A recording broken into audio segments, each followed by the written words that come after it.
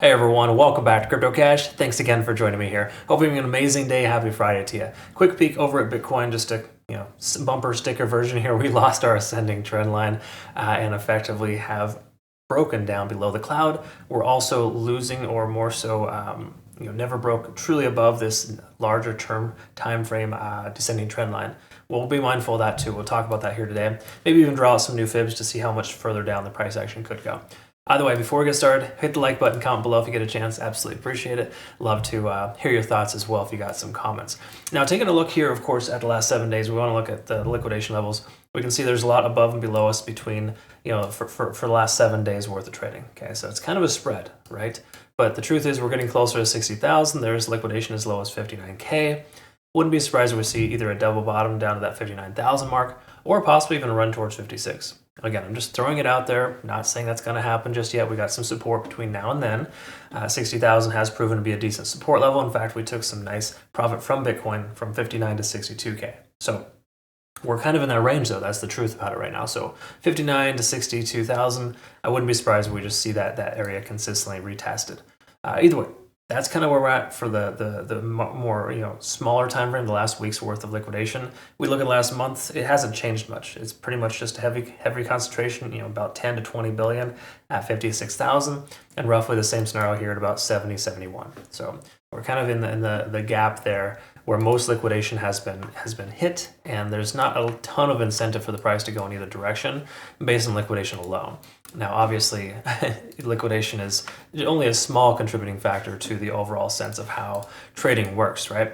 It's more so just a type of greed scenario, and we'll talk more about that. Sometimes I elaborate, but for now, let's focus on the important stuff here. We can see we're still getting rejected by that $62,000 mark. We cannot seem to cross this level. We do zoom out as well a little bit here to kind of see the most recent, ever since Bitcoin's been 56,000 or higher, we can see the point of control is still at about 67,000. We have the most amount of volume there, but we don't have a ton of volume between 56 and 60,000. So there is that too. Keep in mind, it wouldn't be surprising if the price action does pull back down a little bit further. I would just say expect that as a possibility, not necessarily a probability, right? If you expect the worst, hope for the best, you're generally going to be in a favorable position. Again, that's what my grandpa always taught me. Make sure you always keep a positive mindset, but be realistic too, okay? And at this point, we got to be realistic. The price could pull back. Now, is it going to? Generally, we shouldn't experience that based on how low the RSI is here on the daily. We haven't seen the RSI this low on the daily since August, okay, to give you perspective. So it's been almost a year, 10 months, somewhere in that range, since we've seen this kind of, not depression, but this kind of fear in the market, okay? So it's kind of interesting how we have fear at 60,000 when previously we were at like 30,000 for that fear index back in August, right? So perspectives definitely change, right? And that's how relative strength is. It gives you the overall sentiment of the market. So right now it's a fear market, and generally speaking, you want to buy the fear, okay? So you don't just blindly do that, but if you have a spot bag, maybe consider adding to your position. I've been adding between 60, 63, and 59K into my spot bag, and I just have a bunch of limit orders further down too, and they get exponentially larger as the price goes down. So that's me personally just adding to my spot bag. That's just a long-term thing.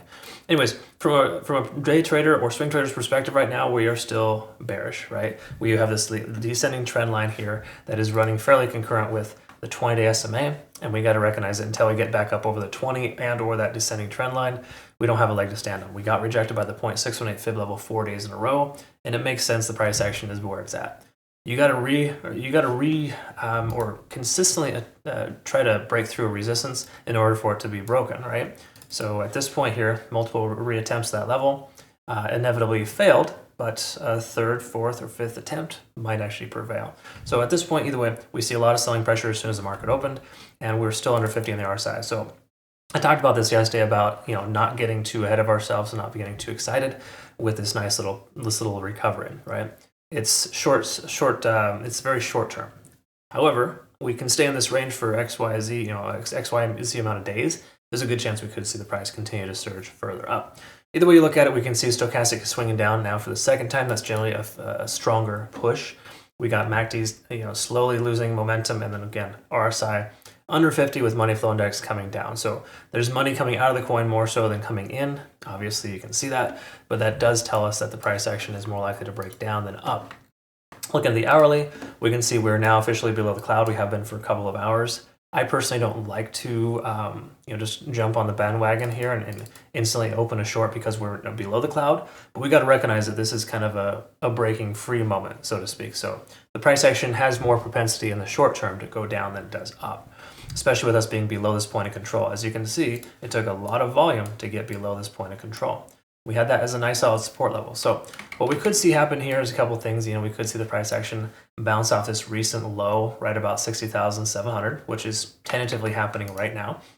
Or we could see it establishing itself as lower lows and lower highs. Right? So the key takeaway here is until the price action establishes a higher high, gets back up over this 62,200 or 62K at the very least, then I don't think we have a cause for wanting to take a long position confidently. Again, everything we're seeing here so far, the macro is bearish, the 4-hour time frame is fairly indecisive, and the hourly looks pretty obvious that it wants to break down. So again, generally speaking, I would say we're more likely to continue lower today than we are otherwise. What we want to look for, though, throughout the day, and or just closer to today's candlestick closure, is a closure at 61,500 or higher. Again, that point of control for the last 3 days straight, we've seen the most amount of volume at that level. If we can get back up over that range sometime today, I think we'll be in good shape. And when I say sometime today, preferably closer to the candlestick closure where we get a daily candlestick close at 6215 or higher. If we close below that, I think we are more likely to see somewhat of a decrease in value. While I don't subscribe to the idea that the price is just going to drop instantly. I think we're going to need a fundamental catalyst for that. I do think that we do have more likelihood to see this, lower 59K range retested if we don't close above 61.5. Again, staying above that level is important. Being below it right now is not good. So that's kind of what we're looking for there. I hope that makes sense and I can describe that correctly. Thanks again, folks. You know who you are too. I deeply appreciate the awesome feedback and communication, and just in general, everybody who makes up my community and or otherwise. I'm super happy to work with you day in, day out. We got some really cool people over there. Also, congrats to everybody here for some nice profits for our ETH trade, Caspa, as well as obviously our recent Bitcoin long. So while it wasn't a monumental week, we took some solid profits, somewhere in the range of 30 to 40% average. And I think that's a good week, honestly. And when I say not monumental, I just mean that there wasn't a ton of signals, which again, we're in a weird transition right now, folks.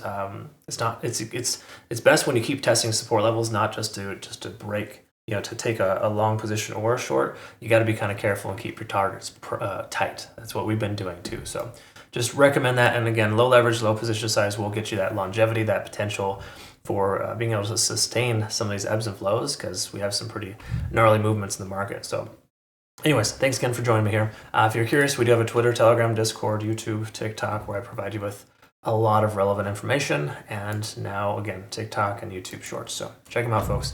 Hope you all have a good rest of your day. Thanks again so much for your time. We'll see you again soon. Bye-bye.